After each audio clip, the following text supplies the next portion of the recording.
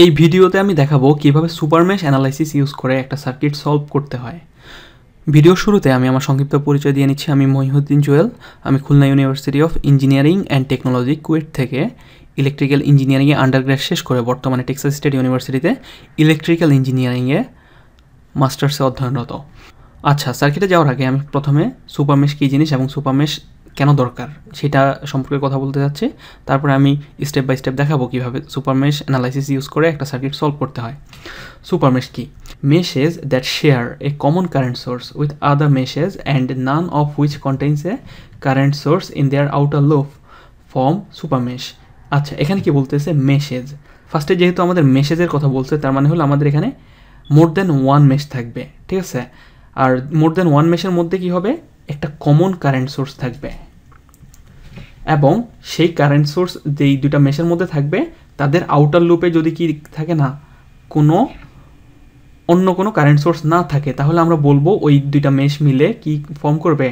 একটা super mesh. আমি আবার বলতেছি, সুপার মেশ ফর্ম করতে হইলে ফার্স্টে হলো আমাদের মোর দেন ওয়ান মেশ থাকতে হবে।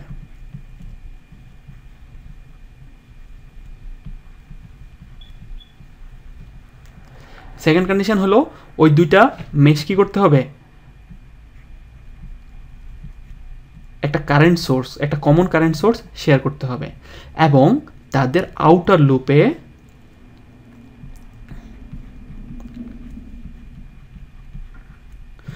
কোনো কারেন্ট সোর্স থাকতে পারবে না। তাহলে আমরা বলবো কি ওই দুইটা মেশ মিলে কি ফর্ম করবে? Super mesh. আচ্ছা, এখানে আমাদের দুইটা সার্কিট আছে। এই দুইটা সার্কিট থেকে আমি দেখাচ্ছি কিভাবে সুপার মেশ আইডেন্টিফাই করতে হয়। আচ্ছা, এখানে যদি আমরা দেখি, এই হলো আমাদের একটা সার্কিট। এই সার্কিটে আমি ধরে নিলাম এটা হলো আমাদের পয়েন্ট এ, তাহলে এটা পয়েন্ট বি, সি, এটা এ হবে। হ্যাঁ, তাহলে এ বি সি এ, এটা মিলে হলো আমাদের মেশ ওয়ান। আমি ধরে নিলাম এই মেশের মধ্যে আমাদের এ বরাবর কারেন্ট ফ্লো করতেছে I1 ক্লকওয়াইজ। ধরে নিলাম এ সি, এটা ধরলাম ডি, তাহলে এটা A, A C D D A, sorry A C D A A. এই মেশের ভিতরে ধরে নিলাম কারেন্ট ফ্লো করতেছে কত? I2।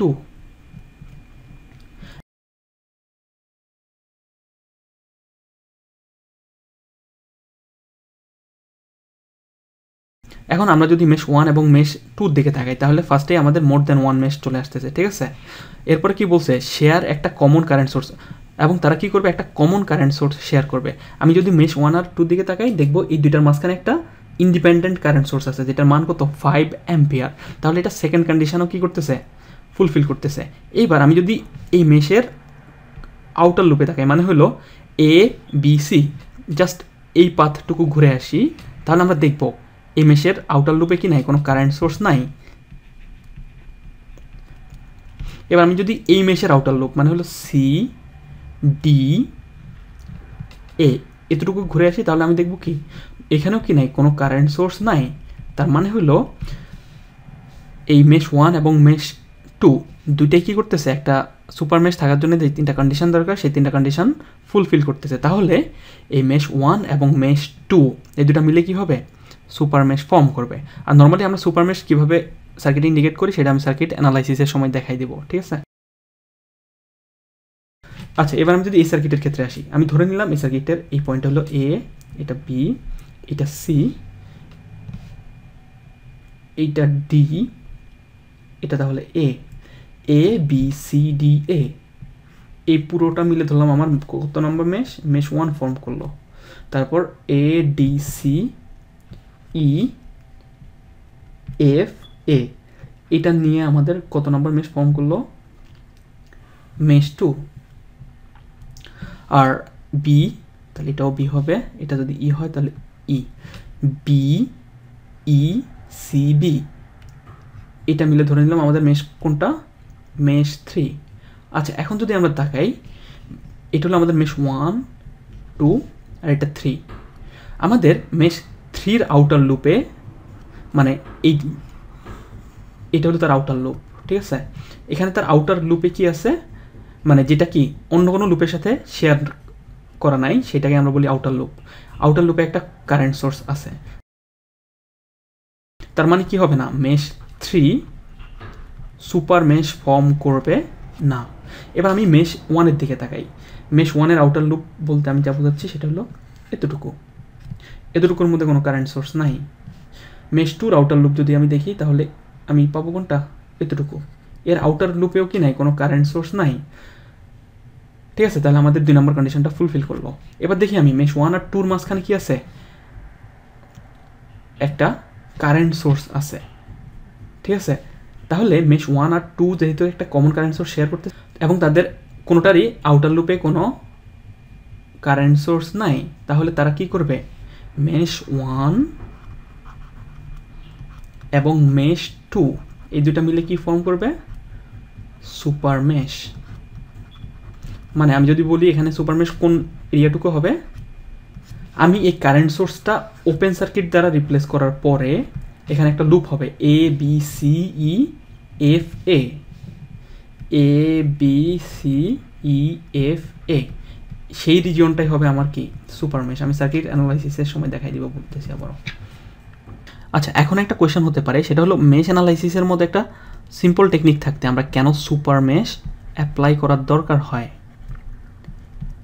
আচ্ছা, যে কোনো সার্কিটে যখন আমরা মেশ অ্যানালাইসিস অ্যাপ্লাই করি, আমরা কি করি, প্রত্যেকটা লুপে ইন্ডিভিজুয়ালি কেভিএল অ্যাপ্লাই করি। কেভিএল অ্যাপ্লাই করার সময়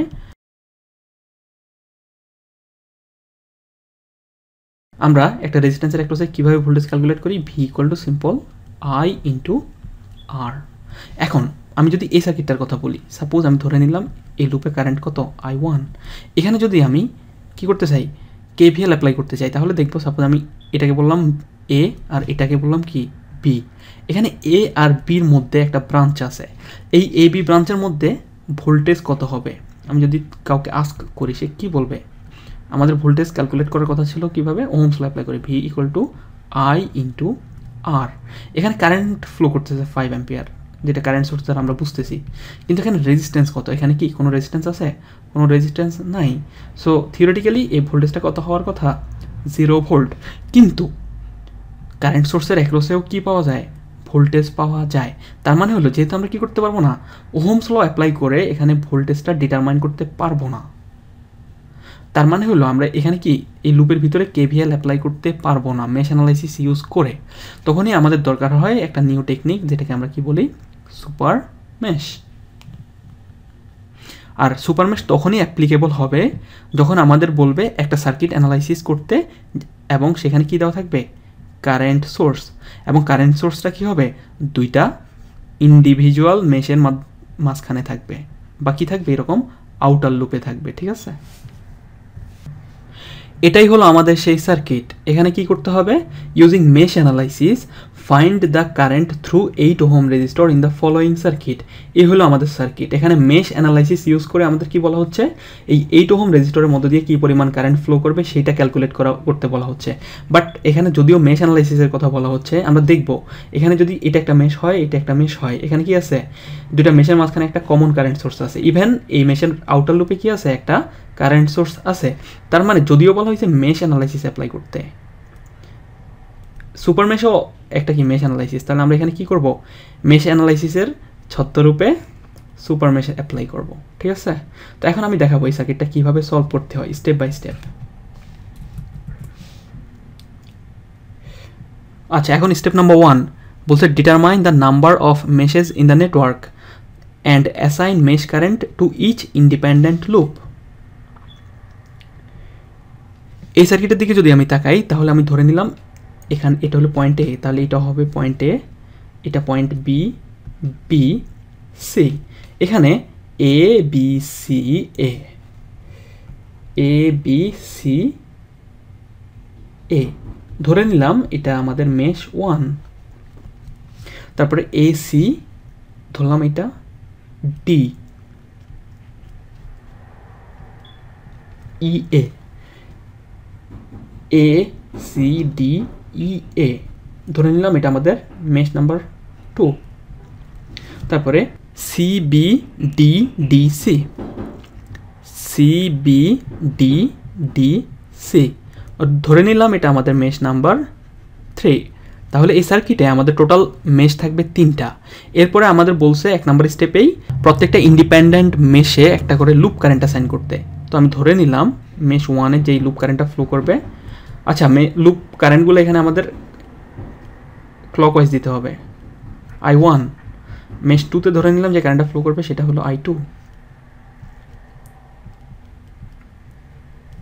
আর মেশ 3তে যে কারেন্টটা ফ্লো করবে সেটাকে আমি ধরে নিলাম I3। তাহলে আমার 1 নম্বর স্টেপ শেষ, ডান। 2 নম্বরে বলছে indicate the polarity of the রেজিস্টরস according to the direction of mesh currents. Mesh কারেন্টের লুপ কারেন্টের উপর ভিত্তি করে আমাদের কি করতে হবে, রেজিস্টরগুলোর পোলারিটি ইন্ডিকেট করতে হবে, এটা কিন্তু ইম্পর্ট্যান্ট। আচ্ছা এই লুপে আমাদের কারেন্ট হলো I1, একটা রেজিস্ট্যান্সে নর্মালি কোনো পোলারিটি থাকে না। এই যদি আমাদের আর মানের একটা রেজিস্ট্যান্স হয়, এটার পজিটিভ আর নেগেটিভ কেমনে হবে? সাপোজ এই দিক থেকে যদি কারেন্ট ঢুকে তাহলে এই প্রান্ত হবে পজিটিভ, আর কারেন্ট যে দিক দিয়ে লিভ করবে সেটা হবে নেগেটিভ। তাহলে আমি এই 6 ওহমের দিকে তাকাইলে আমি দেখবো এই দিক থেকে এই লুপ কারেন্টটা এই দিকে ফ্লো করতেছে, তাহলে এই দিক থেকে কারেন্ট ঢুকবে, এই দিক দিয়ে বের হবে, এটা পজিটিভ হবে, এটা নেগেটিভ হবে। I1 এই দিক থেকে ঢুকবে মনে হচ্ছে, তাই না?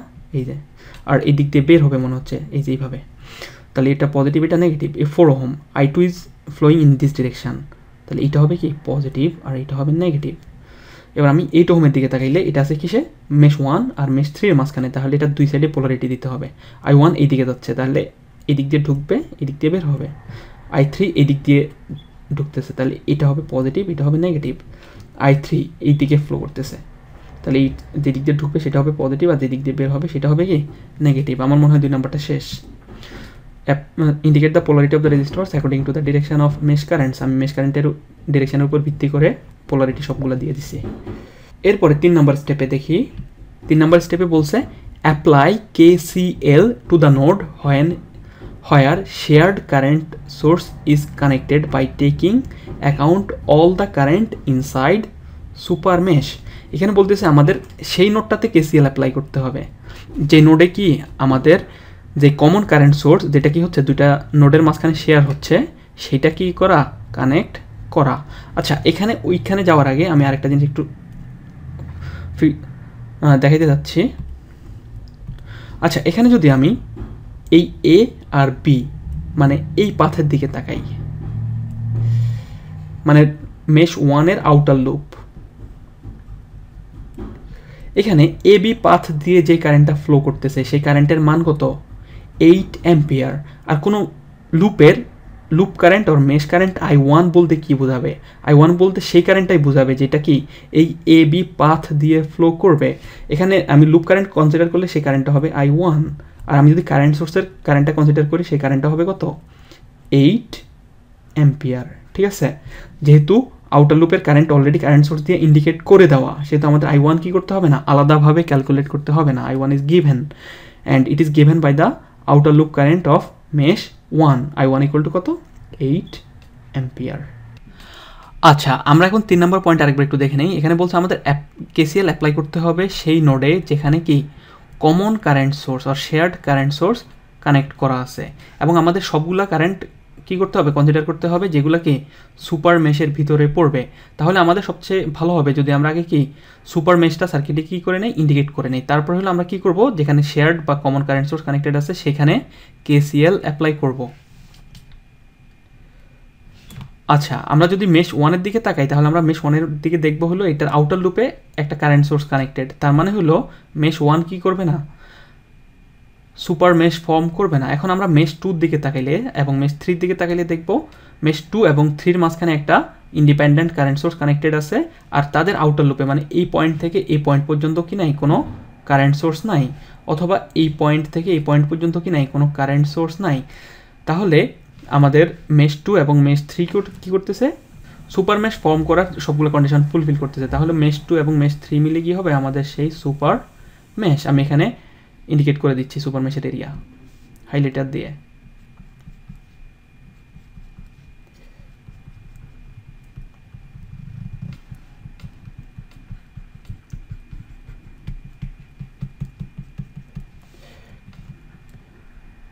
আমি যে এরিয়াটুকু ইন্ডিকেট করে দিছি এটাই হবে আমাদের সেই সুপার মেশের এরিয়া।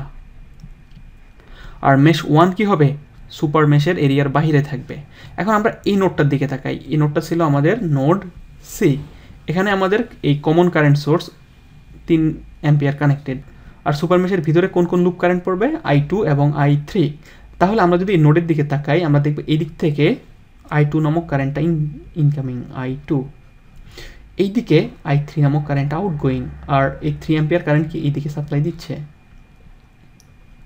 তাহলে এখানে যদি আমি কিরশফস কারেন্ট ল অ্যাপ্লাই করি, অলরেডি আমি জানি I1 = 8 অ্যাম্পিয়ার, এটা ছিল আমাদের 1 নাম্বার। আর আমি যদি কি করি, নোড সি তে কেসিএল অ্যাপ্লাই করি, কিরশফস কারেন্ট ল,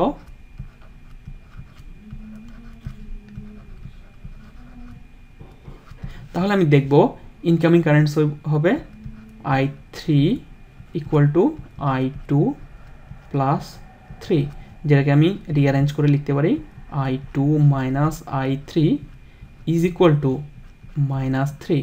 এটা হবে আমাদের 2 নম্বর ইকুয়েশন। ঠিক আছে, তার মানে আমার 3 নম্বর স্টেপ শেষ, ডান। এরপর বলছে replace the current sources with open circuit and redraw the circuit indicating super mesh. আমাদের যতগুলো কারেন্ট সোর্স আছে সবগুলোকে আমরা কি দ্বারা রিপ্লেস করব, ওপেন সার্কিট, এবং আমরা নতুন করে সার্কিটটা ড্র করব। তাহলে আমাদের 4 নম্বর স্টেপটা ডান। আচ্ছা, এই হলো আমাদের একটা কারেন্ট সোর্স। আমি যদি এটাকে রিমুভ করে দেই তাহলে এটা হয়ে যাবে ওপেন সার্কিট, এটাকে আমি রিমুভ করে দেই, তাহলে এই যে এতটুকুই হবে আমাদের কি বাকি সার্কিটটা, আর আমাদের নতুন সার্কিটটা হবে এরকম, এবং এটাই হবে আমাদের কি সুপার মেশের এরিয়া। সুপার মেশের ভিতরে থাকবে অনলি মেশ 2 এবং মেশ 3। 4 নম্বর শেষ।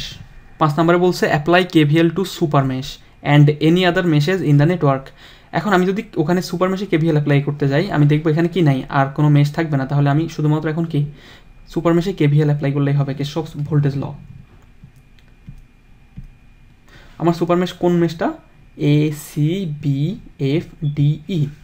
আমি এখানে কি অ্যাপ্লাই করব, KVL, apply Kirchhoff's voltage law to super mesh. Super mesh বলতে কোন লুপটুকু হবে, EACBFDE, EACBFDE, এই পুরো লুপটা। এখানে কি হয়েছে, মেশ 2 আর মেশ 3 কি হয়েছে, মার্জ হয়েছে। ঠিক আছে, তাহলে এখান থেকে আমি এখানে পাবো হলো 20 ভোল্ট সোর্স প্লাস 20, এখান থেকে এখানে পাবো কত, 4 ওহম, এবং এর এই দিক দিয়ে কারেন্ট যাচ্ছে কত, I2। যেহেতু পজিটিভ টার্মিনাল আগে পাবো, নেগেটিভ টার্মিনাল পরে পাবো, এই ভোল্টেজটা হবে -I2 × 4। এবার এখানে অনেকে ভুল করতে পারে, এখানে এই 6 ওহম রেজিস্ট্যান্সটা কোথায় ছিল, এখানে আমি কারেন্ট সোর্স ওপেন করার আগে এখানে কিন্তু আমাদের লুপ 1 ছিল, এবং লুপ 1-এর কারণে এখানে কারেন্ট ফ্লো করতো I1, এবং এই 6 ওহম যেহেতু লুপ 1 এবং লুপ 2 দুইটার ভিতরে পড়ছে, তাহলে এখানে আমাদের দুইটা কারেন্টই আনতে হবে। ঠিক আছে, কিন্তু আমরা পোলারিটি কনসিডার করব সুপার মেশের ভিতরে যেটা পড়বে, এখানে আমি সুপার মেশের পজিটিভটা আগে পাবো, তার মানে এটার ভোল্টেজটা কি হবে, নেগেটিভ। আচ্ছা, I2 যাচ্ছে এইদিকে, I1 যাচ্ছে এইদিকে, যেহেতু আমরা সুপার মেশের ভিতরে কেভিএল অ্যাপ্লাই করতেছি, আমরা ধরে নিব I2 = I1, তাহলে এই ভোল্টেজটাকে আমরা লিখবো I2 - I1, এবং এটাকে আমি মাল্টিপ্লাই করবো কি দ্বারা, 6 দ্বারা। তারপর হলো এই সি থেকে বিতে, এটাও অনেকে ভুল করতে পারে, সেটা হলো I3 যাচ্ছে এইদিকে, কিন্তু এই 8 ওহম আবার কি মেশ 1 আর 3-এর মাঝখানে, মেশ 1-এর কারণে এটার মধ্যে দিয়ে কারেন্ট ফ্লো করার কথা ছিল কত, I1। যেহেতু আমি কেভিএল অ্যাপ্লাই করতেছি কি সুপার মেশের ভিতরে, সেটা আমি ধরে নিব I3 > I1, তাহলে এখানে আমি লিখবো I3 - I1 ইন্টু কত, এই রেজিস্ট্যান্সটা 8। এরপরে এখান থেকে এখানে আমি পাবো 1 ওহম, এটার পজিটিভ আগে নেগেটিভ পরে, তাহলে এটার ভোল্টেজটা হবে নেগেটিভ, -I3 × 1 = 0। এরপরে যদি আমি ইকুয়েশনটা সিম্পলিফাই করি তাহলে আমি এখানে পাবো 20 - 4I2 - 6I2 + 6I1 - 8I3 + 8I1 - I3 = 0। এরপর আমি এখানে পাবো 20 - 10I2 + 14I1 - 9I3 = 0। এটাকে ফার্দার সিম্পলিফাই করলে আমি পাবো 10I2 + 9I3 = 20 + 14I1। ইকুয়েশন 1 থেকে আমরা জানি I1 এর মান হলো 8, আমি যদি I1 এর মান 8 বসাই তাহলে আমি এখানে পাবো 10I2 + 9I3 = 132। এই ইকুয়েশন 3, আর এটা ছিল আমাদের ইকুয়েশন 2। এই দুটো ইকুয়েশন যদি আমরা সলভ করি তাহলে আমরা পাবো I2 = 5.53 অ্যাম্পিয়ার আর I3 = 8.53 অ্যাম্পিয়ার।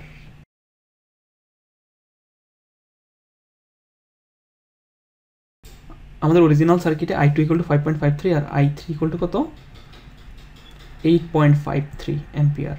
আর এইদিকে আমাদের কত কারেন্ট ফ্লো করতেছিল, I1 কত ছিল 8।